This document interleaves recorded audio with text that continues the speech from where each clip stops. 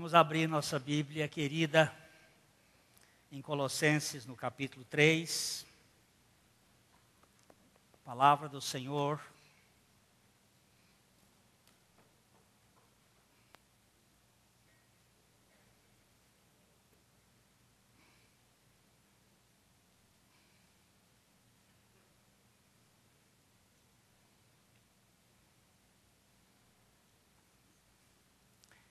Fazei, pois, capítulo 3, verso 5, fazei, pois, morrer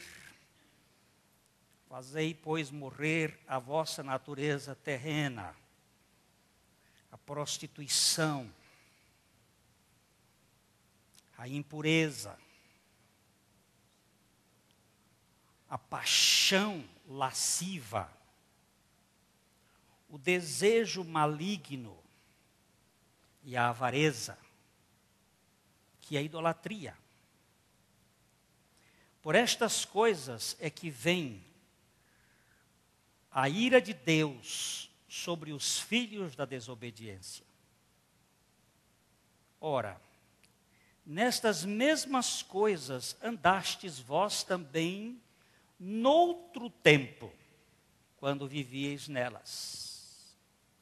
Agora, porém, despojai-vos igualmente de tudo isto: ira, indignação, maldade, maledicência, linguagem obscena do vosso falar.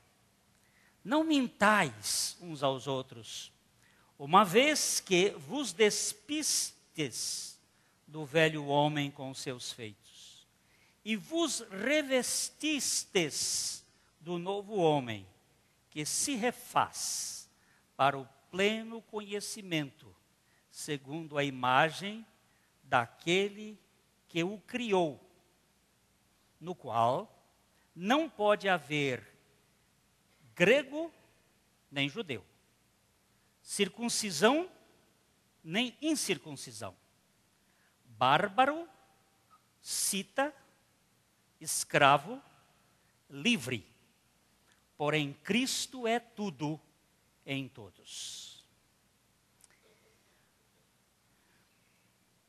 Querido Pai, o Senhor é o único capaz de nos revelar pelo Teu Espírito a pessoa do Teu Filho. E nós dependemos desta operação nas nossas vidas. Rapta a nossa alma para Ti. Conquista-nos. Dá-nos a graça de ouvir a Tua voz. Concede-nos, Pai, espírito de entendimento e de revelação, para que nós possamos compreender a profundidade, a altura, a largura e o comprimento do Teu amor, revelado em Cristo Jesus. Oramos no nome dEle. Amém. O Brasil, nesta semana, tem sido impactado por uma notícia repetitiva na televisão e nos jornais de uma morte trágica da Isabela, aquela menina que foi jogada ou que caiu da janela. Quando eu digo jogada, eu já estou pré-julgando. Dentro do meu espírito, no meu íntimo, eu não posso admitir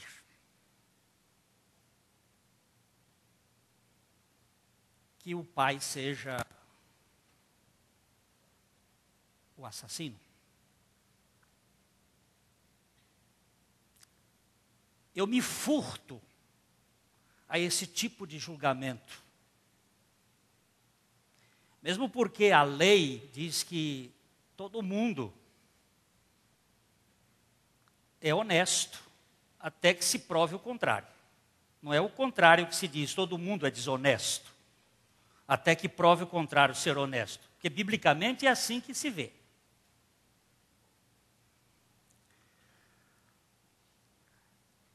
Mas eu não tenho condições de pensar que um pai seja capaz de fazer isso. Até que a madrasta, já que o nome é muito ruim, porque deviam pelo menos colocar de boadrasta, mas madrasta é um nome horrível. E toda a história de madrasta da fantasia, elas são horríveis. Começa com a Branca de Neve. As madrastas são terríveis. Mas eu não sei como a gente pode pensar num caso desse. Porém, se você tomar do ponto de vista bíblico,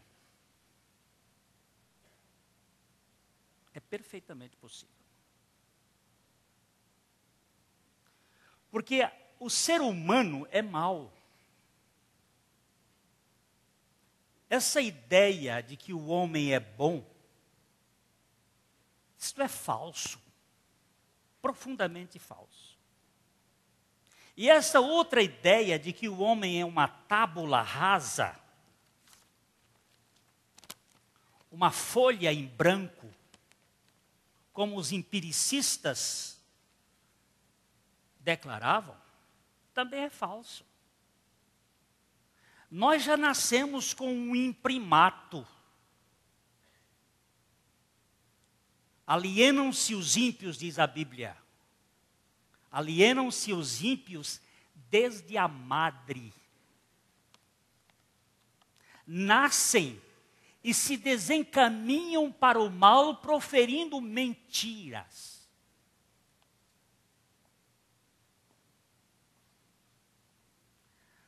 A grande mentira que a criança faz é o dengo. Ela é dengosa e mentirosa, manipuladora. Você vê um bebezinho de dias, ele já manipulando os pais. E governando todo mundo que está dentro de casa.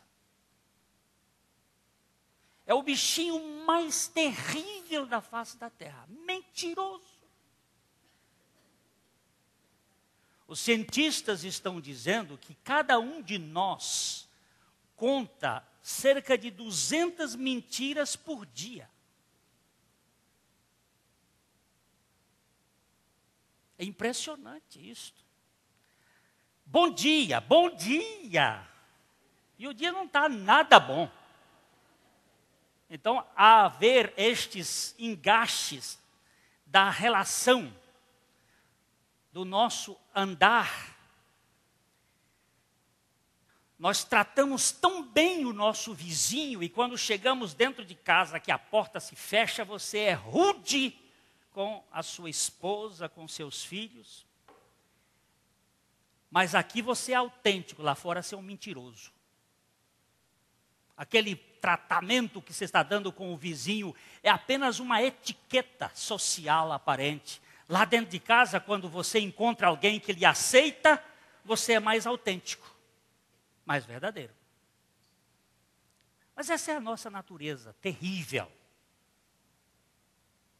Não há como colocar panos sobre a nossa natureza.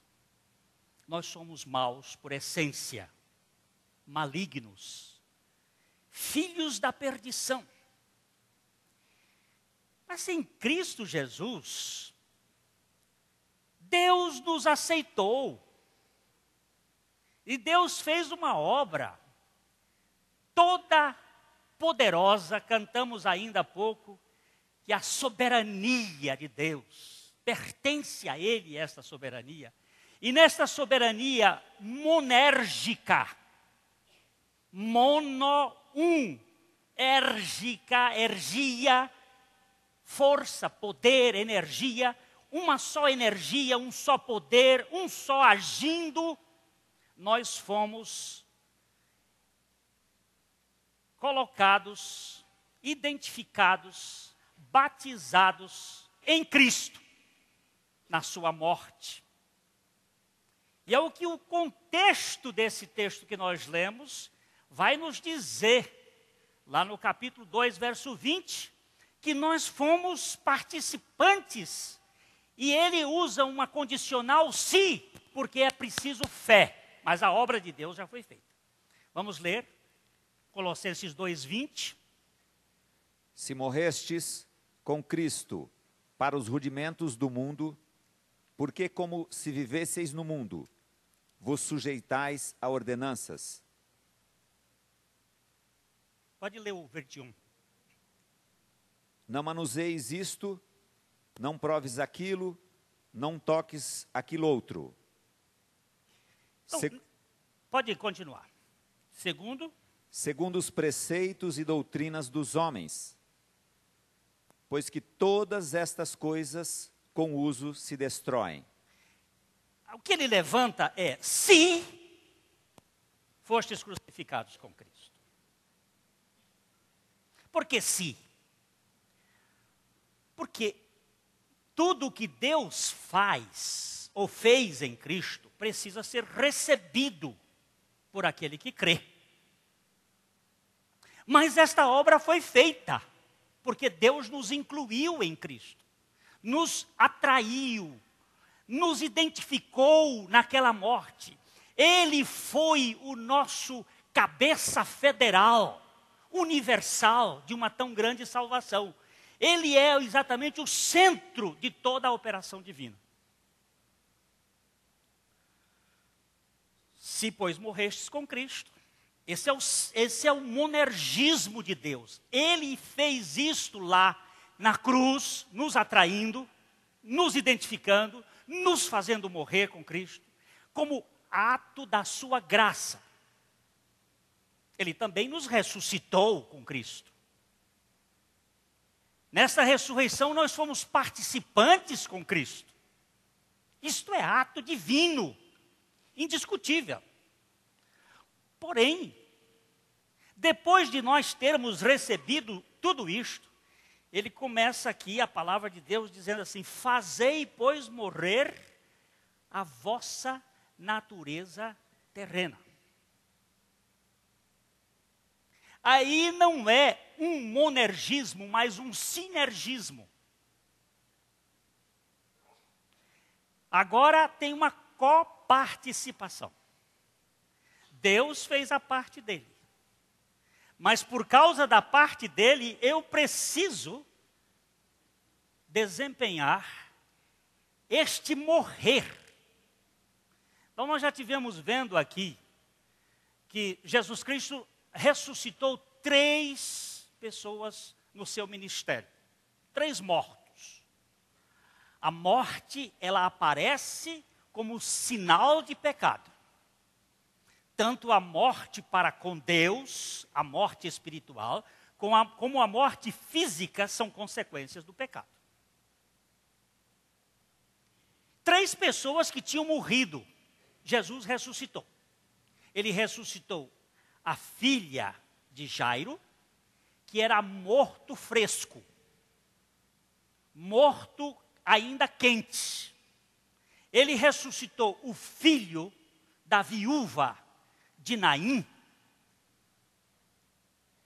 Naim não era o marido dela, não, era a cidade. Outro dia me perguntaram, o senhor Naim, eu digo, o senhor Naim não, é a cidade de Naim. O senhor Naim não conhecia esse ainda não.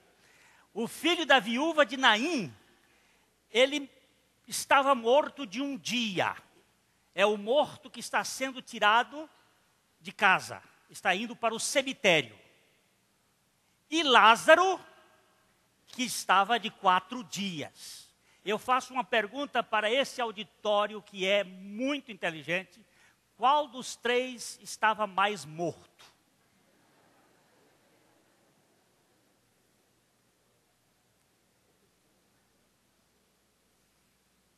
Vocês não me responderam?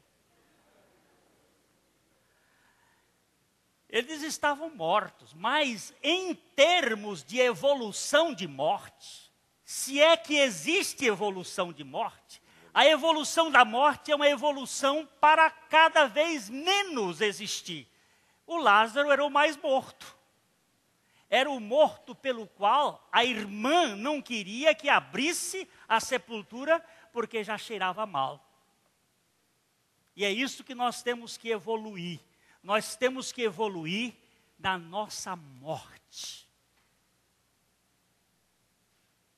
Quando você crê na sua morte com Cristo, você ganhou o estado de morte, mas você agora precisa evoluir. E quanto mais você subir o monte, como dizia a irmã Teresa de Ávila, quanto mais você sobe o monte da santificação, mais podre você se enxerga. Mais indigno você se vê. E mais adorador você se torna, porque você reconhece o quão grande foi a salvação de Deus para com você e para comigo.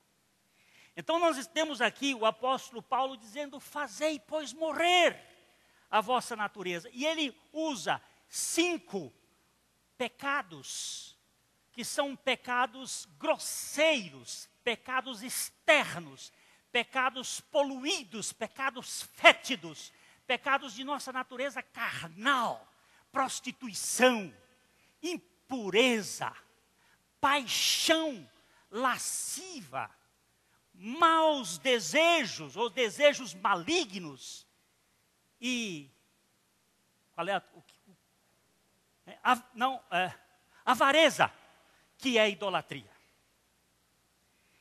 Presta atenção que ele, nesta coleção, ele parte de fora para dentro. É uma coisa muito semelhante à árvore da ciência do bem e do mal vista, e que ela vem entrando, mas ela pega a nossa corrupção interna. E quando ela atinge a nossa corrupção interna, ela erupciona, como se fosse o Kilauea, que deu um show essa semana no seu espetáculo de lavas sobre o oceano. Aquilo sai, aquela erupção. Agora, ele faz uma outra citação de 5 outros pecados almáticos, de dentro para fora. E ele começa dizendo: ira. Depois da ira vem a indignação, a cólera. Depois vem a malícia. Depois da malícia vem a maledicência. E depois da maledicência vem a linguagem perniciosa. Por favor, linguagem torpe, entenda. Linguagem torpe necessariamente não é palavrão. Linguagem torpe é aquilo que aleja. É aquilo que deforma. É aquilo que destrói relacionamentos. Não saia da vossa boca nenhuma palavra torpe, senão uma palavra que traga edificação. Disse Paulo em outro canto. Esta palavra que eu pronuncio, ou que você pronuncia, que vem de malícia e maledicência para destruir vidas. Às vezes no relacionamento do casal, quando eu respondo à minha mulher com deselegância, com rispidez, com irritabilidade, isto vai feri-la, vai magoá-la. E esta mágoa vai ficar sendo guardada e aquilo vai crescer dentro do seu íntimo e vai produzir um estado de revolta contra mim e ao mesmo tempo vai produzir doenças no seu corpo.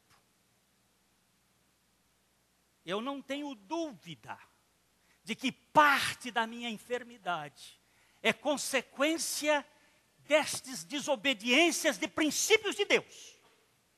Por isso eu estou sendo tratado primeiro por ele, depois o médico. Para que o Senhor trate todo o nosso íntimo com a sua graça e nós sejamos realmente libertos. Agora, depois dele falar tudo isto, ele diz: não mentais uns aos outros. O problema sério é que nós fingimos demais. E como disse o poeta é tão fingidor que acaba fingindo a própria dor que sente. Nós fazemos uma camuflagem de nossa natureza. Porque eu não tenho um lugar que alguém me aceite, me receba, sem nenhum, dizendo, você precisa fazer. Uma aceitação daquelas do filho pródigo, daquelas aceitações que não têm contabilidade. O pai do pródigo não anotou aqui de que lado vai o débito e o crédito, Joaquim. De que lado bota o débito e o crédito? O débito vem primeiro? O débito à esquerda, até aí é da esquerda. E o crédito é da direita. Olha só, até aí a coisa é da esquerda e da direita. Primeiro você bota o débito. E depois o crédito. Olha só. O pai daquele estúpido, descabeçado, deu o que ele não tinha direito. E não cobrou nada do que ele fez de errado. Simplesmente o acolheu, o recebeu e fez festa, porque o filho voltou. Mas onde é que nós temos esse tipo de aceitação?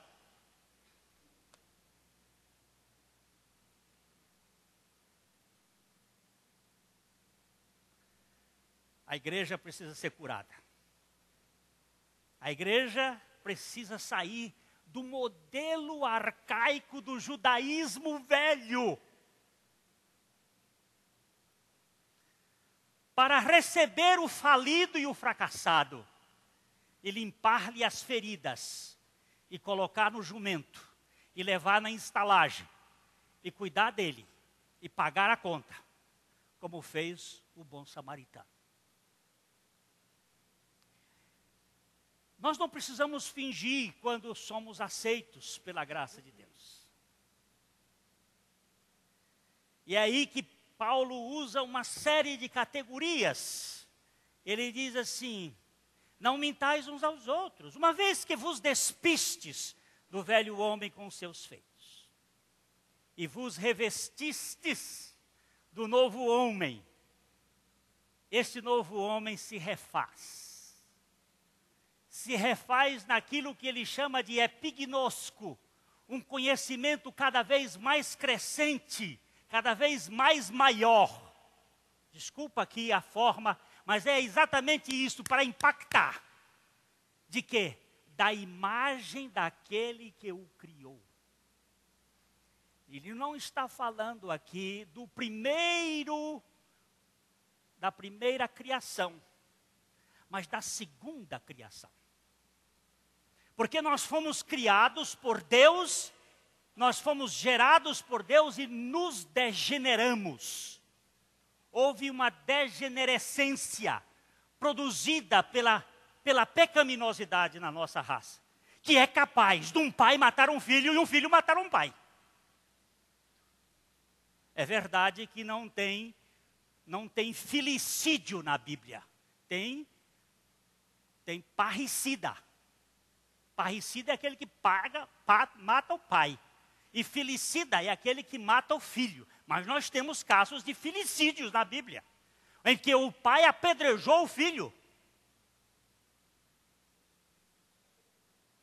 E quando o filho era contumaz, segundo a lei bíblica, filho de Belial, ele deveria ser levado para a presença dos anciãos e ser apedrejado, e quem começava eram os pais. Triste. Mas esses não têm recuperação. Os filhos de Belial, eles são irrecuperáveis. É uma pena que o Estado muitas vezes defende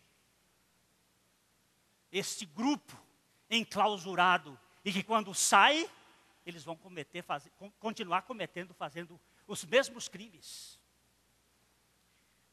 Eu sei que é um assunto muito, muito difícil de se tratar, porque há muita injustiça.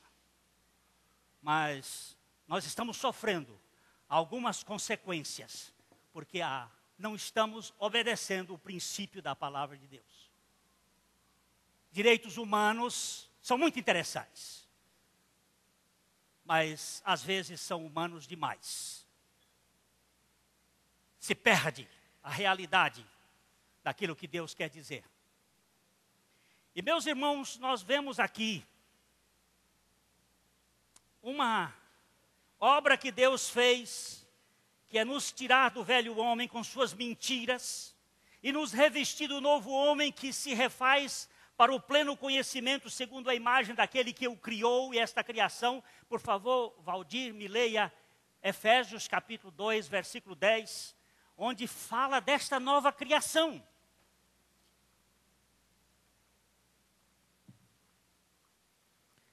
Pois somos feitura dele, criados em Cristo Jesus para as boas obras, as quais Deus, de antemão, preparou para que andássemos nelas. Nós fomos criados, eu vou dizer assim, nós fomos criados por Javé,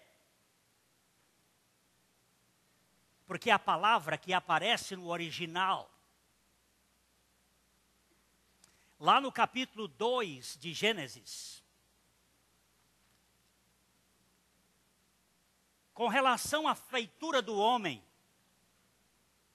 é o Senhor Deus. Aí a palavra é Javé, não é Elohim. O Senhor Deus, Javé, Jeová, Yehvé, como queira. Este Javé, para mim, é Cristo. Jesus, na sua pessoa, Cristo, na sua pessoa transcendente, antes de sua imanência, da sua relação com o mundo físico, a sua realidade, ele e o Pai. Isto é uma posição pessoal. Cristo é o Criador do homem. Mas agora não é criados por Cristo, mas criados em Cristo. Veja ali de novo, o verso 10. Pois somos feitura dele, criados em Cristo Jesus para as boas obras. Criados em Cristo. Essa é a nova criação. Se alguém está em Cristo, nova criatura ou criação é. As coisas velhas já passaram, e diz que tudo foi feito novo em Cristo. Então, eu vejo aqui que quando nós recebemos essa riqueza da graça de Deus, não tem mais o quê? O que eu vou exigir mais? Não existe mais judeu e grego. Não é que não exista grego e judeu, é que não faz mais, não se contabiliza essas coisas, se é de judeu ou se é de grego. A igreja tinha judeus e gregos. Paulo estava falando ali como um judeu que tinha sido salvo aos gregos, aqueles gentios que haviam crido. Ele usa nós e vós. Nós está se referindo aos judeus, vós estava se referindo aos gentios, mas não havia mais divisão? Não havia divisão entre circuncisão e incircuncisão? Esses ritos, essas formalidades perderam a sua conotação, porque todos nós já fomos circuncidados no batismo da morte em Cristo. E aí Paulo vai mais dizendo, não existe mais essa questão de barabará, barabará e cita. Barabará é a forma como os gregos chamavam aqueles povos que não sabiam falar o grego corretamente. Eles falam a língua assim, barabará, barabará. Bárbaros. E citas, estes ferozes, bárbaros mais ferozes. Não existe essa escala, porque quando Cristo vem, tanto o Fernandinho Belamar, que recebe a Cristo, como Madre Teresa de Calcutá se tornam irmãos, desde que se recebam a Cristo.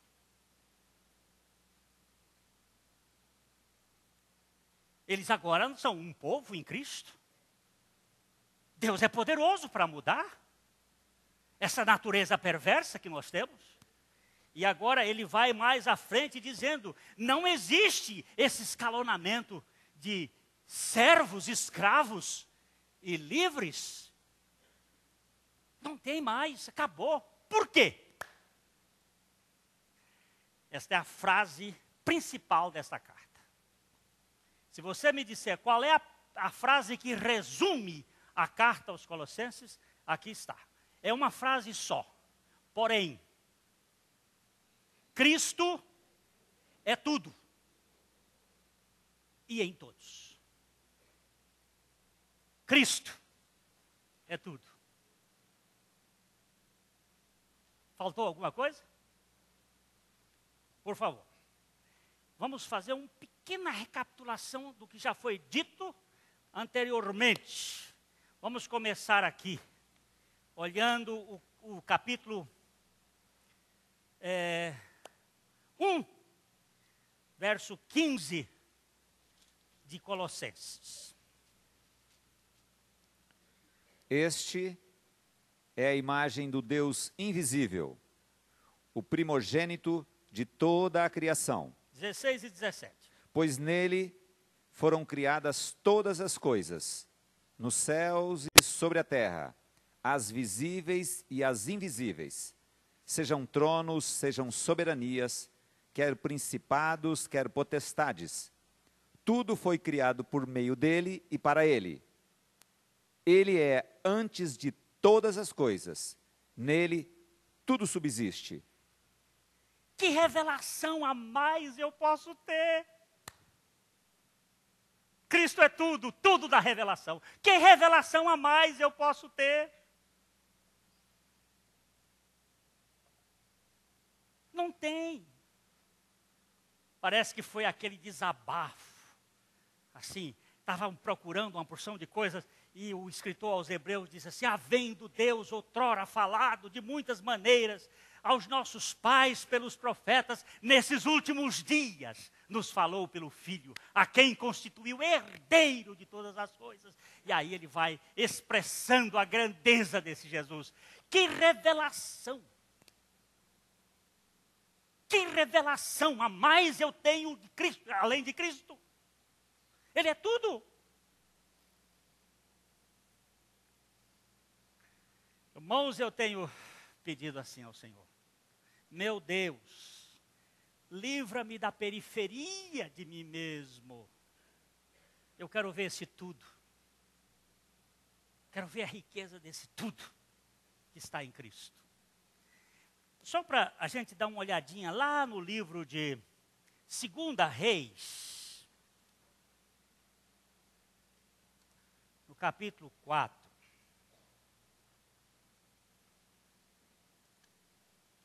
Uma história.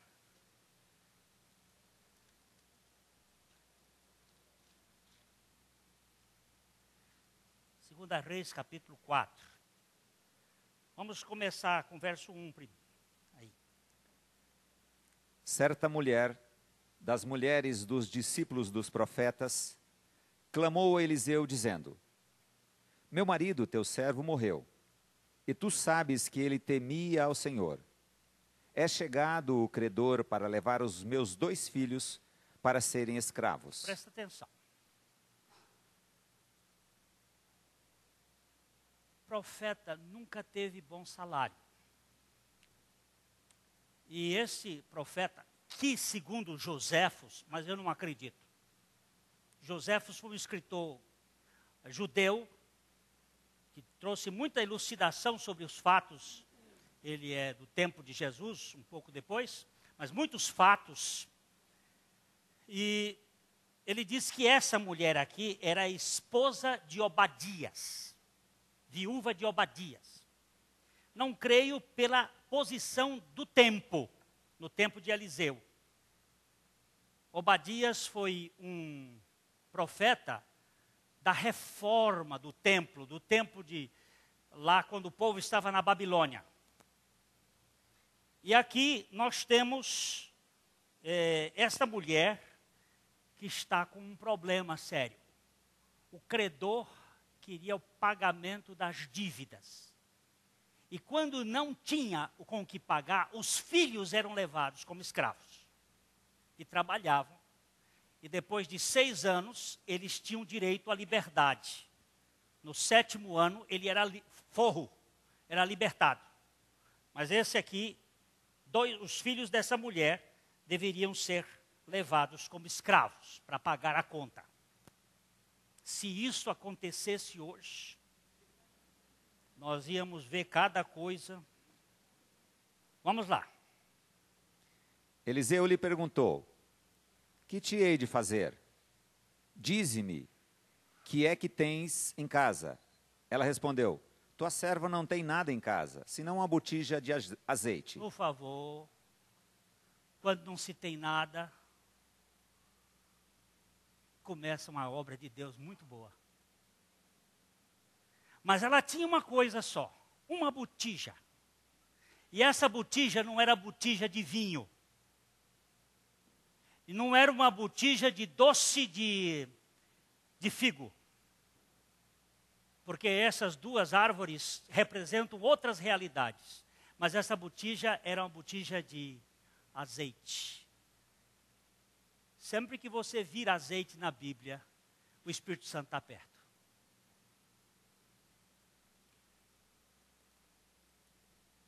Está ali.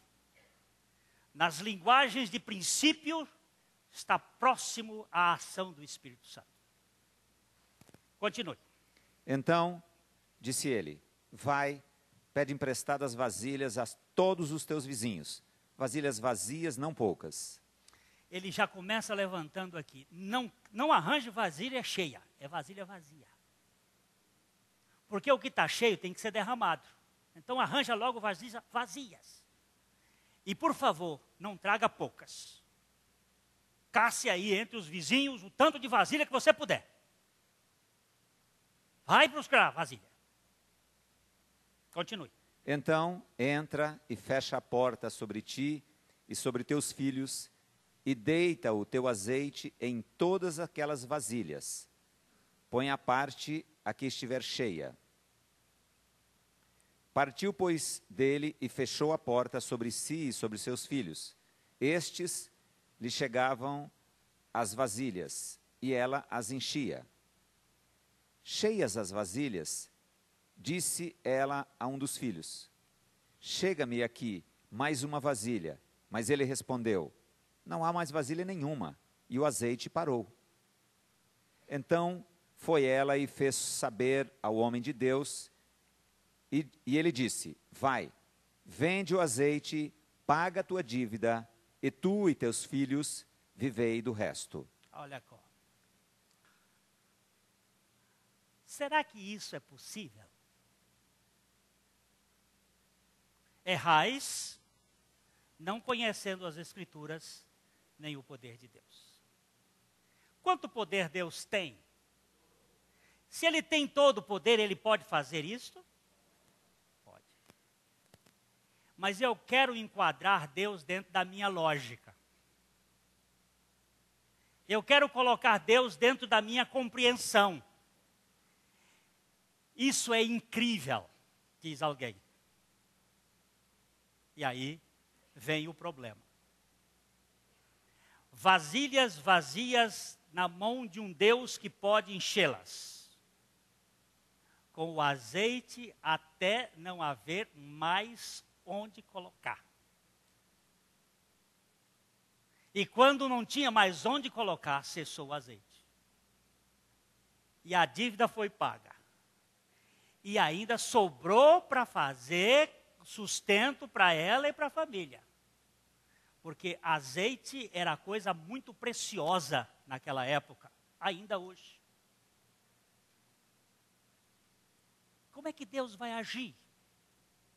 Quando nós perdermos os nossos preconceitos, as nossas ideias entravadas, as nossas condições de achar que Deus só age daquele jeito. Eu estava na feira, há uns dias atrás, e passando por uma irmã, e ela disse assim, eu quero contar um negócio para você. Você se lembra que um dia, você chamou lá na frente, quem está aí com doença? Vem aqui à frente que eu quero orar com você. E aí veio uma porção de gente. E eu disse, ela contava, você disse assim, põe a mão no lugar onde você está doente.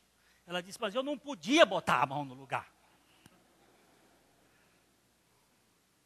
Então eu botei no peito.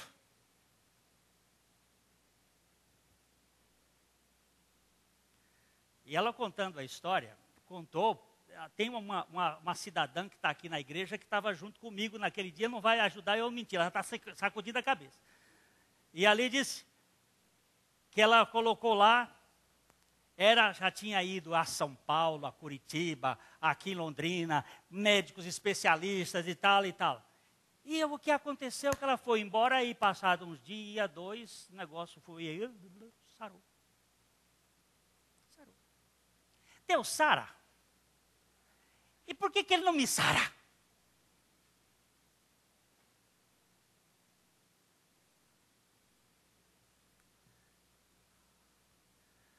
O meu cunhado morreu o ano passado.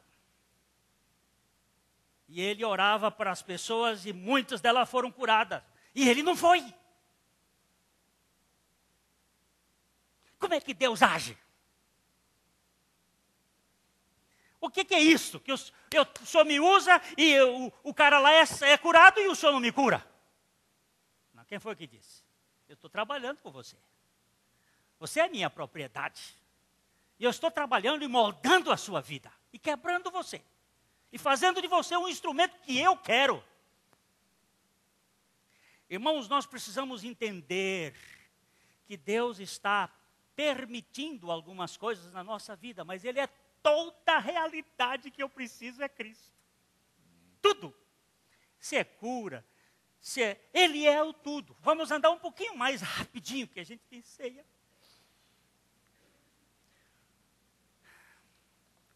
Os versículos 13 e 14 aí, um pouquinho antes, Valdir. Capítulo 1, 13 e 14. Ele nos libertou do império das trevas e nos transportou para o reino do Filho do seu amor, no qual temos a redenção, a remissão dos pecados. Revelação total em Cristo, não temos nada mais a buscar, mas também redenção total em Cristo.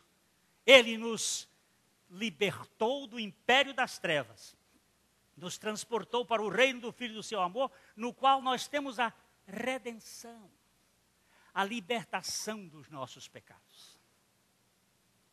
Pastor Thomas hoje pela manhã trouxe um estudo muito precioso. Muito precioso. E na hora da ceia, estávamos ali a participar da ceia.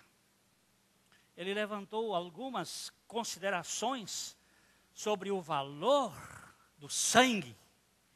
E lá no meu cantinho, lá atrás, eu estava orando ao Senhor e experimentando a riqueza do sangue. O sangue é para Deus, irmão, não é para nós. O sangue foi posto nos umbrais das portas do lado de fora, lá na casa do povo de Deus no Egito. E lá do lado de dentro, porta fechada, eles estavam comendo carneiro e comendo ervas amargas e comendo lá o pão. Eles estavam fazendo lá a ceia daquele momento. o sangue não era visto por eles, era visto por Deus, pelo anjo de Deus do lado de fora. Será que eu passei o sangue na quantidade certa? Irmão, o sangue foi passado. Na casa que não tinha sangue, o anjo da morte passou e... Na casa que não tinha sangue, o anjo da morte passou e... O sangue é para Deus. Não é para mim. Eu tenho sangue. Eu me lembro de um dia aqui dentro desse gabinete, um rapaz possesso de espírito maligno voou para pegar no meu pescoço e chegou assim, gritando, e chegou perto assim, e botou as mãos e disse, tem sangue. Onde é que tem sangue, meu Deus? Eu não estou vendo sangue. Ele ficou com as mãos assim, Abílio, perto do meu pescoço. Não conseguia encostar, e dizendo, tem sangue. Onde é que tem sangue? Quem é que vê o sangue? É Deus, e os demônios também veem o sangue. Eu não sei como é que eles veem, mas ele viu o sangue. E não botou a mão. Porque eu presto? Não, porque Cristo realizou uma obra. Nós vamos entender isso, meu irmão. E apropriar-nos dessa verdade, que a redenção foi feita. E os principados e as potestades foram postas à execração lá na cruz. Deboche. Onde está a morte e a sua força? Terceira coisinha aqui, meu irmãozinho, vamos ler.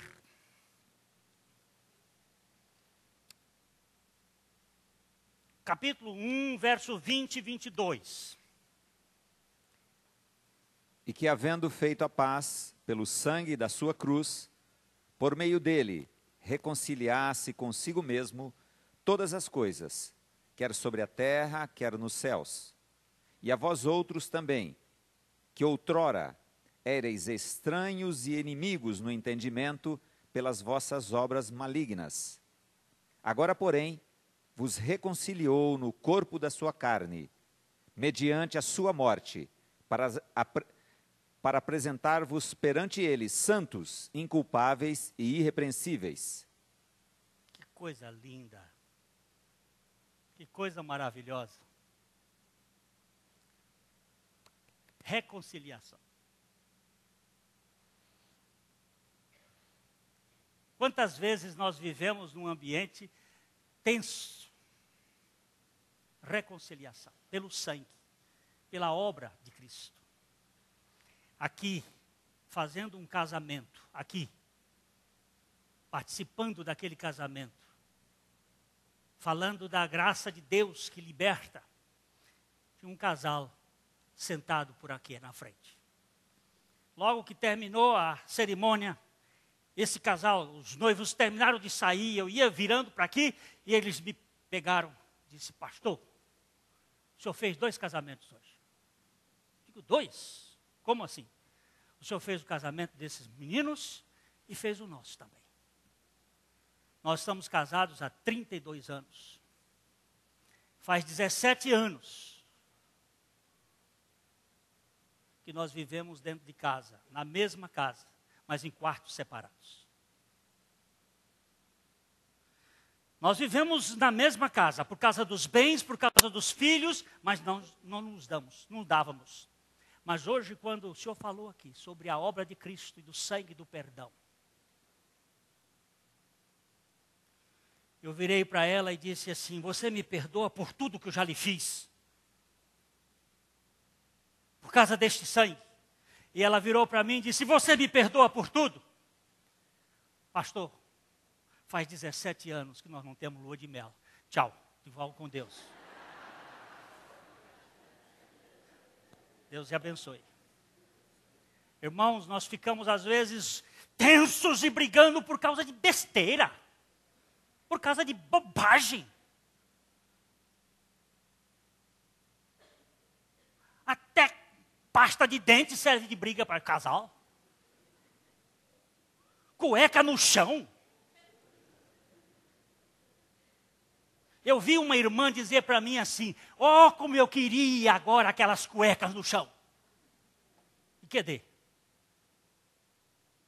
Foi embora. Mas graças a Deus, irmãos, que nós temos a reconciliação. E nós temos os recursos de Deus em Cristo, todos os recursos.